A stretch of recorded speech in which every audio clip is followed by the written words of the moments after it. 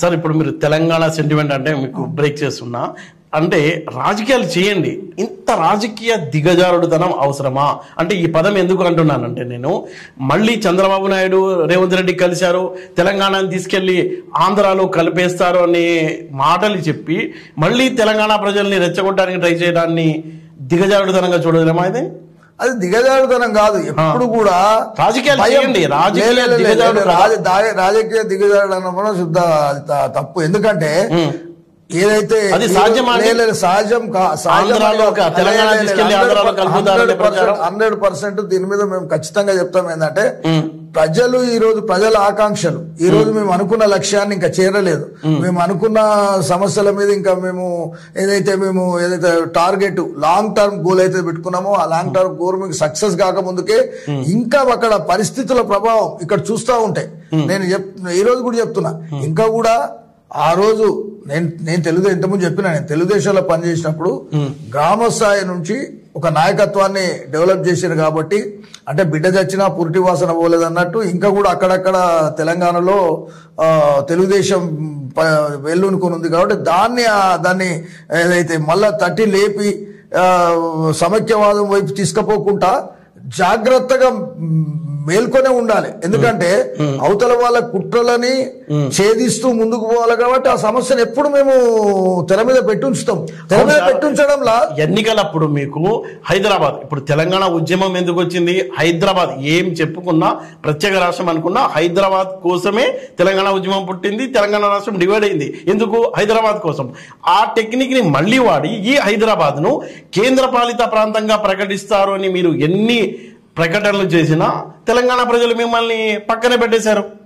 ఇప్పుడు మళ్ళీ ఏమో కలుపుతారంటున్నారు. తెలంగాణ ప్రజలు మొన్న ఎన్నికల్లో చేశారు కదా మీరు ప్రచారం.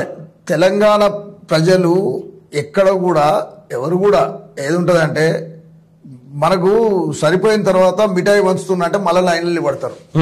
అంటే ప్రజలు తప్పట్టడం లేదు. ఇక్కడ ఒక విషయం మీద ఒకసారి కేసీఆర్ గారు చేసిన కన్నా ఇంకా మంచిగా చేస్తారు అనే దాని మీద కొంత అటు ఇటు అయింది. కానీ పర్సెంటేజ్ ఆఫ్ పోలింగ్ ఓట్లల్లో ఏం పెద్ద ప్రజల మనోభావాలు పోయి ఏం లేదు. మీరు హైదరాబాద్ అన్నారు, హైదరాబాద్ 100% మేము సక్సెస్ అయినాం. హైదరాబాద్లో ఏదైతే మనం అనుకున్న విషయం ప్రజల్లో తీసుకుపోయినా ప్రజలకు ఏదైతే ఉందో తాత్కాలికంగా అప్పటి పరిస్థితుల ప్రభావం కొంత వెనకబడ్డట్టు మీకు కనిపిస్తుంది. కానీ అంటే గ్రేటర్ హైదరాబాదే కాదు, గ్రేటర్ హైదరాబాద్ లో మీరు ఎలా సక్సెస్ అయ్యామనుకుంటారు? అసెంబ్లీలో తెలియక, అంటే ఇక్కడంతా వేరే ప్రాంతాల నుంచి వచ్చిన వాళ్ళు ఉంటారు కాబట్టి మీకు ఓట్లు వేశారు. తెలంగాణ గడ్డ మీద ఉండే తెలంగాణ ఒరిజినల్ ప్రజలంతా కేసీఆర్ ని పక్కన పెట్టేశారు. అయితే ఇప్పుడు మొన్న పార్లమెంట్ ఎన్నికల్లో చూసాం, మీకు అసలు 0 వచ్చింది ఇక్కడ గ్రేటర్ హైదరాబాద్ లో కూడా. మీకు అవి ఇక్కడ అనలైజ్ చేయాలంటే కొద్దిగా ఇబ్బందికరమైన పరిస్థితి ఉంటుంది. కానీ ఈసారి ఏదైతే సెక్యులర్స్ అనుకున్న ప్రజలు ఈ రోజు మతత్వాన్ని వ్యతిరేకించాలనుకున్నప్పుడు జాతీయ స్థాయిలో ఒక ఏదైతే జరుగుతున్న పోరాటంలో మతత్వమా సెక్యులరిజం అన్నప్పుడు సెక్యులరిజం వైపు కాంగ్రెస్ ఉంటది అనే ఆలోచనతోని సెక్యులర్స్ ఎవరైతే ఉన్నారో మా మైండ్ ఉన్న వాళ్ళు, ఆ మైండ్ ఉన్న వాళ్ళంతా కాంగ్రెస్ వైపు పోవడం, కొంత గొప్ప ఇది మతం మీద కానీ ఏదైతే సెంటిమెంట్ మీద ఉన్న ప్రజలంతా బీజేపీ పోవడంతో టీఆర్ఎస్ పార్టీ అక్కడ కొద్దిగా వెనకబడ్డది. కానీ ఏదైతే ప్రజల మనోభావాలని సెంటిమెంట్ పక్కకు పెట్టిరని కాదు. కేంద్ర ఎన్నికలు బెనిఫిట్ చేసేలాగా చాలా వీక్ క్యాండిడేట్లని పెట్టింది. వాళ్ళ గెలుపుకు బీఆర్ఎస్ క్యాండిడేట్లే బీజేపీకి ఓటేయని చెప్పారు. అదే ఓపెన్ డిస్కస్ అయింది. కానీ ఎక్కడ కూడా ఎవరు కూడా యుద్ధం చేస్తున్నప్పుడు పక్కన గెలిపించుకునేదో చేయాలనేది ఆలోచన ఉండదు. ఖచ్చితంగా మా శాయశక్తుల బీఆర్ఎస్ పార్టీ ఏదైతే ఉందో బీఆర్ఎస్ పార్టీ శాయశక్తుల ఖచ్చితంగా గెలిపే లక్ష్యంగా కేసీఆర్ గారు నిజంగా ఆయనకు ఏదైతే బెనికి కాలు నొప్పి ఉన్నా కానీ అన్ని సభలలో అటెండ్ చేయడం, వేలాది మంది ప్రజలు నిజంగా చెప్పాలంటే తండోపతండాల ప్రజలు చూసి కొన్ని టీవీలల్లో అసలు మొత్తము ఈ ఏదైతే మీరు చేస్తున్న సర్వేలు ఉన్నాయో సర్వేలకు వ్యతిరేకంగా మొత్తం బీఆర్ఎస్ పార్టీ 12 సీట్ల నుంచి ఇంకా పైన సీట్లు వస్తాయన్న చెప్పిన అవి కూడా ఉన్నాయి. అందుకని ప్రజలు ఎక్కడ పోలే కానీ నేషనల్ జాతీయ స్థాయి ఎన్నికలు కాబట్టి జాతీయ స్థాయిలో ప్రజలు ఆలోచన చేసిండ్రు. మేజర్ గా సెక్యులర్ గ్రూప్స్ ఈ రోజు నేను ఇంతకుముందు చెప్పినట్లే తెలంగాణ గడ్డ విప్లవాల గడ్డ. ఈ విప్లవాల ఇప్పుడు మీరు సర్వేలు చెప్పే అంటున్నారు, కానీ ఘోరమైన ఓటమి పార్లమెంట్ ఎన్నికల్లో కూడా బీఆర్ఎస్ కు తప్పదన్న సమాచారం ఖచ్చితంగా ఉండటంతోనే కేసీఆర్ ఫ్యామిలీ నుంచి ఎవ్వరు కూడా ఎంపీగా పోటీ చేయలేదని జనం చెప్పుకుంటున్నారు.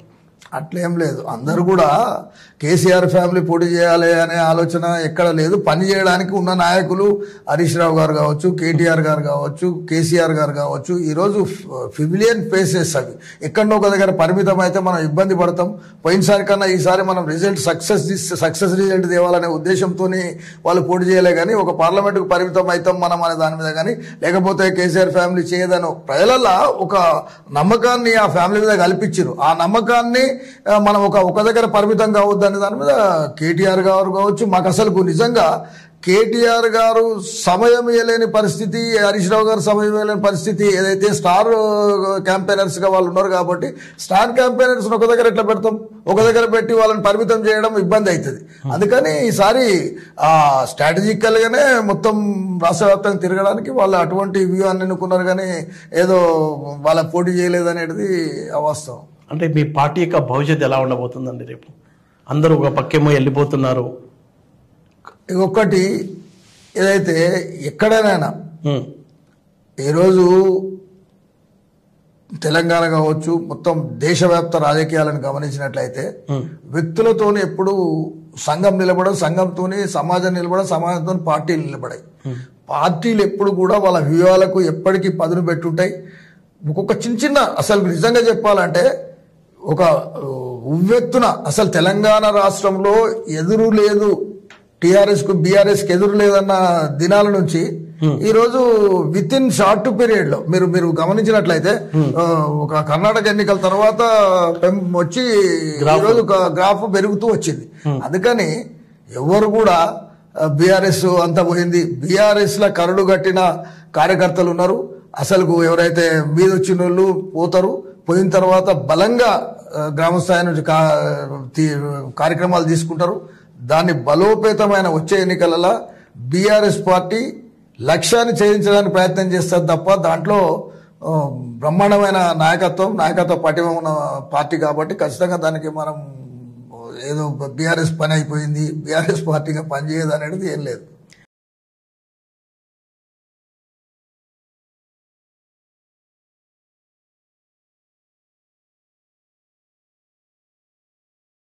Hi, this is Swati. Like చేయండి, షేర్ చేయండి, కమెంట్ చేయండి and subscribe చేయండి GRTV. Hi, this is Monica. Please like, share and subscribe GRTV.